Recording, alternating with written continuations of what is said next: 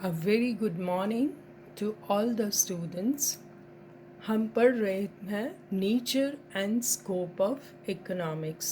कल हमने देखा था कि इसको सब टॉपिक्स में डिवाइड किया था और हम पढ़ रहे थे the subject matter of economics, जिसमें दो ब्रांचेस हैं, माइक्रो इकोनॉमिक्स और macro economics. It was coined by Ragnar Frisk of Oslo University, who is also a Nobel prize winner. हमने कंपैरेटिव स्टडी किया था कि माइक्रो इकोनॉमिक्स के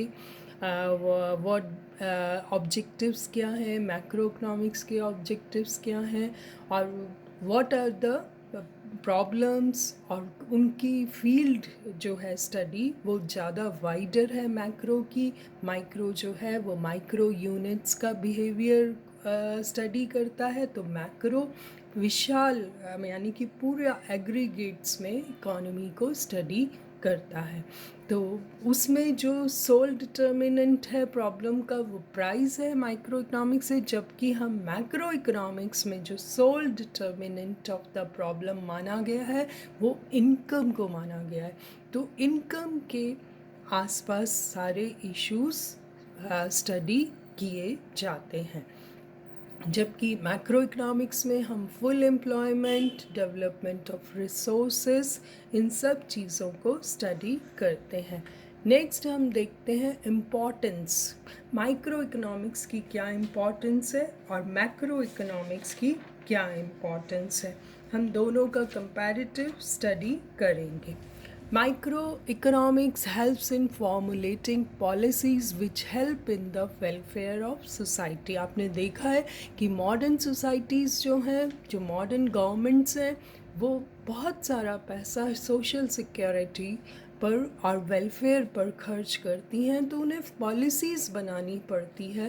बिकॉज माइक्रो इकोनॉमिक सूक्ष्म अध्ययन करती है समाज का, तो ये पॉलिसीज़ उन लोगों के लिए बनाई जाती हैं जो कि वल्नरेबल सेक्शंस में आते हैं, तो उनकी पॉलिसीज़ को एक गाइडलाइन देता है माइक्रो इकोनॉमिक्स.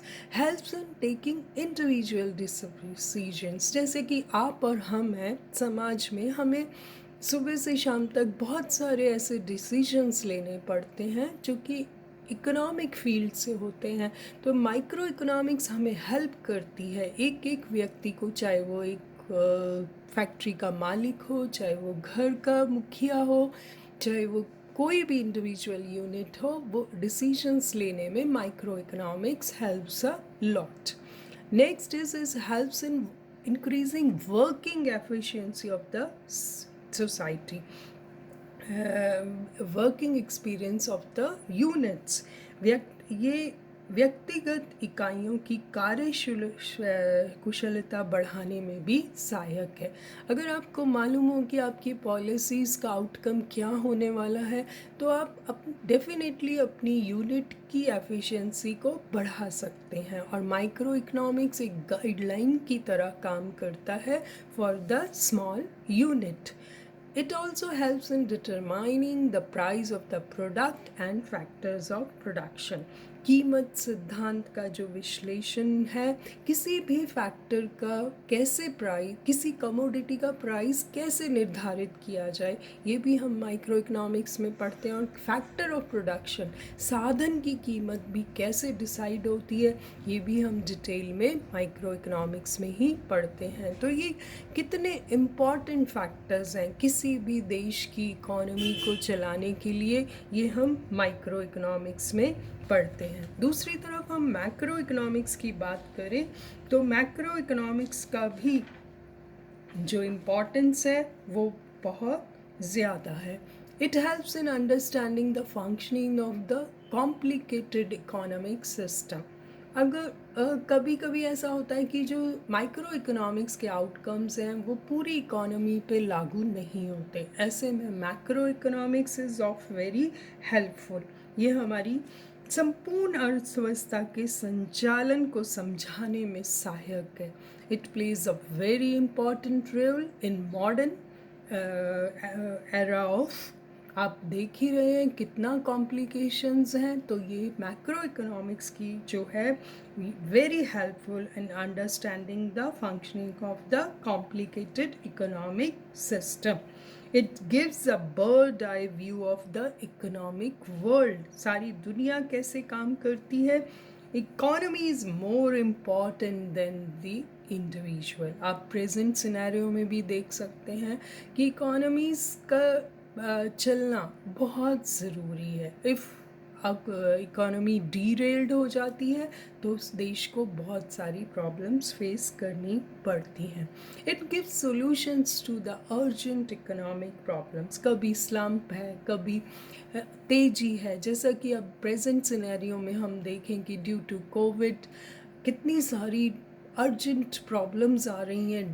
डेली हम नई प्रॉब्लम्स फेस कर रहे हैं. तो मैक्रो इकोनॉमिक्स बहुत अच्छा गाइडलाइन प्रोवाइड करती है आर्थिक नीतियाँ बनाने में. ये हम कोई भी policy can be form on the basis of the Fortune of a single firm और इंडस्ट्री को ध्यान में रखते हुए बहुत सारे सॉल्यूशंस प्रोवाइड करती है मैक्रो इकोनॉमिक्स. भौतिक कल्याण व आर्थिक प्रगति के अनुमान लगाने में भी सहायक है. हम देख सकते क्योंकि ये डायनेमिक है. इकोनॉमिक्स जो है बहुत ही डायनेमिक है, डेली चेंज होता रहता है सिनेरियो. तो ऐसे में पूरी इकोनॉमी का फंक्शन जो है फ्लक्चुएशंस आ जाते हैं तो वो इम्बैलेंस कर देता है इकोनॉमी को.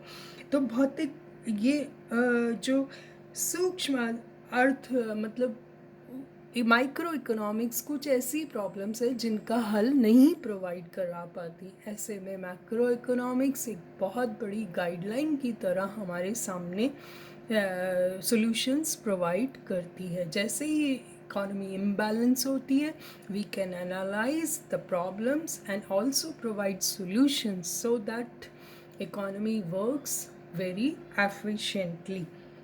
एक और रीज़न भी है कि मैक्रो इकोनॉमिक्स ही माइक्रो इकोनॉमिक्स के डेवलपमेंट में सहायक है, सूक्ष्म अर्थशास्त्र के विकास में सहायक है. जो पॉलिसीज़ माइक्रो इकोनॉमिक्स बनाती हैं उनकी जांच के लिए हम मैक्रो इकोनॉमिक्स पर ही उन्हीं पॉलिसीज़ को लगाते हैं.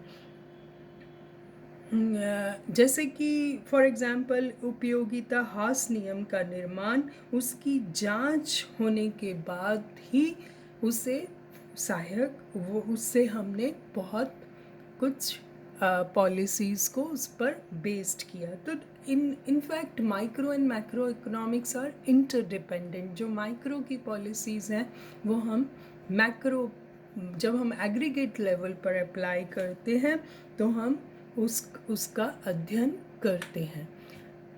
Though both the branches are very important but they both have some limitations. अगर हम देखें तो micro economics it gives an incomplete picture of the economy. बिल्कुल सही है क्योंकि इसमें हम सिर्फ एक अधूरा सा चित्र प्रोवाइड करती है क्योंकि functioning of the whole economy हम नहीं देख पाते.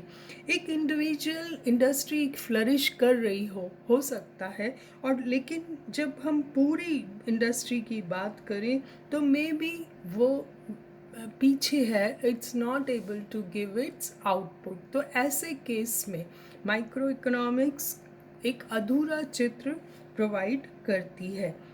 दूसरा जो है उसको दूसरी बात पे जिस बात पे हम लोग माइक्रो इकोनॉमिक्स को क्यों नहीं ज़्यादा लेवल पर कर पाते क्योंकि it assumes full employment which rarely happens in modern capitalist economies. जो माइक्रो इकोनॉमिक्स है ये एक फुल एम्प्लॉयमेंट लेवल पर यानी कि अवास्तविक मान्यताओं पर आधारित है.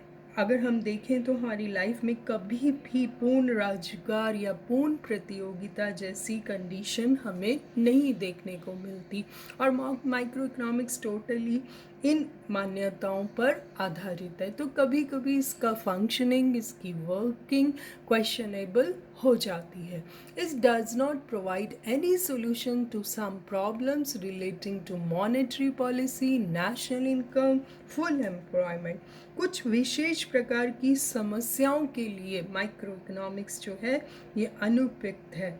लोक वित्त, मौद्रिक नीति, राष्ट्रीय आय, पूर्ण रोजगार, इन ये सब चीज़ों को सॉल्व नहीं कर पाती। सूक्ष्म विश्लेषण के निष्कर्षों का संपूर्ण अर्थव्यवस्था पर लागू न होना।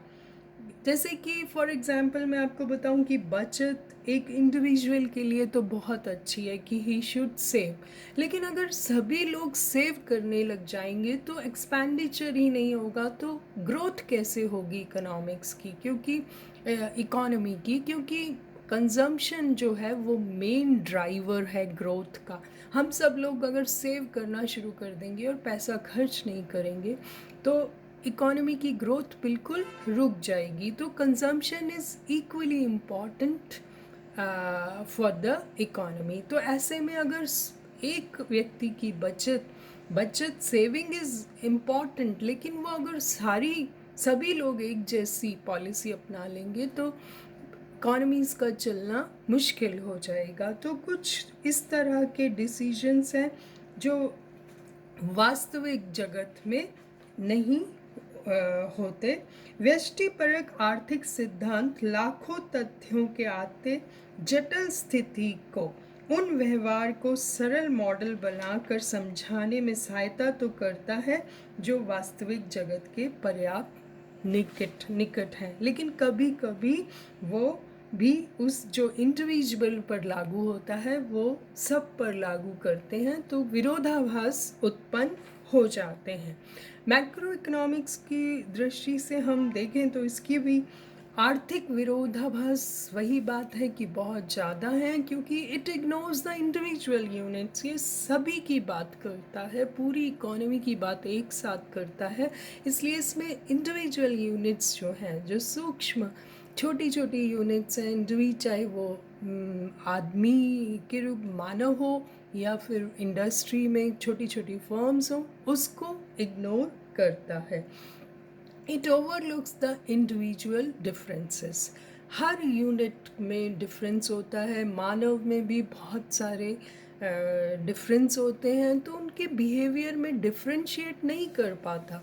इट ओवरलुक्स, उसको वो इग्नोर कर जाता है, जिससे कि पॉलिसीज़ कभी कभी ठीक से काम नहीं करती हैं। Its decision give rise to economic paradoxes, जिसकी बात हम अभी कर रहे थे, विरोधाभास, बचत संबंधी विरोधाभास जो एक व्यक्ति को लागू होती हैं पॉलिसीज, ज़रूरी नहीं है कि वो सारे समाज के लिए ही सेम हो, क्योंकि कभी कभी इस तरह की जो डिसीजंस हैं वो बहुत ही क्रिटिकल भी हो जाते हैं, इसलिए बहुत सोच समझ कर ही ये डिसीजंस लागू करने पड़ते हैं। तो समूह की जो आंतरिक बनावट पर ध्यान न देकर ये मान लिया जाता है कि सारे समूह के लिए ही ये निष्कर्ष लागू होंगे। तो ऐसे में क्या होता है कि व्यक्तिगत नियमों को समूची अर्थव्यवस्था पे लगाया जाता है और इससे गलत निष्कर्ष निकलते हैं। फिर नेक्स्ट इज संरचना की भ्रांति भी कई बार उत्पन्न हो जाती है। तो ये सब चीज़ें हम डिटेल में आगे पढ़ेंगे और आपके कॉन्सेप्ट्स और क्लियर होंगे। अब हम देखें कि माइक्रो इकोनॉमिक्स का सब्जेक्ट मैटर क्या है। थ्योरी ऑफ प्रोडक्ट प्राइसिंग हम सबसे ज़्यादा जो पढ़ते हैं माइक्रो में, वो हम पढ़ते हैं पदार्थ कीमत निर्धारण और साधन कीमत, थ्योरी ऑफ फैक्टर प्राइसिंग, और नेक्स्ट जो है इम्पॉर्टेंट फील्ड है उसकी वेलफेयर, यानी कि आर्थिक कल्याण के सिद्धांत। तो माइक्रो इकोनॉमिक्स के जो मेजर इश्यूज हैं वो हैं theory of product pricing, theory of factor pricing and welfare. Next जो मैक्रो इकोनॉमिक्स में हम पढ़ते हैं वो पढ़ते हैं जनरल प्राइस लेवल, यानी कि सामान्य कीमत स्तर तथा मुद्रास्फीति का सिद्धांत पढ़ते हैं। फिर हम आय व रोजगार का सिद्धांत पढ़ते हैं और थ्योरी ऑफ इकोनॉमिक ग्रोथ, आर्थिक विकास के सिद्धांत डिटेल में पढ़ते हैं। इसमें बहुत कुछ आ जाता है, उपभोग फलन का सिद्धांत, निवेश का सिद्धांत, व्यापार चक्र, तो बहुत ही वाइडर स्कोप है मैक्रो इकोनॉमिक्स का भी। तो आज हमने इनकी कंपैरेटिव स्टडी की और इनके सब्जेक्ट मैटर को देखा। दो ब्रांचेस हैं, दोनों ब्रांचेस की इम्पॉर्टेंस, लिमिटेशंस और सब्जेक्ट मैटर को डिस्कस किया। आई होप आपके काफ़ी कॉन्सेप्ट्स आज क्लियर हुए होंगे। Will be continuing these topics. Thank you so much.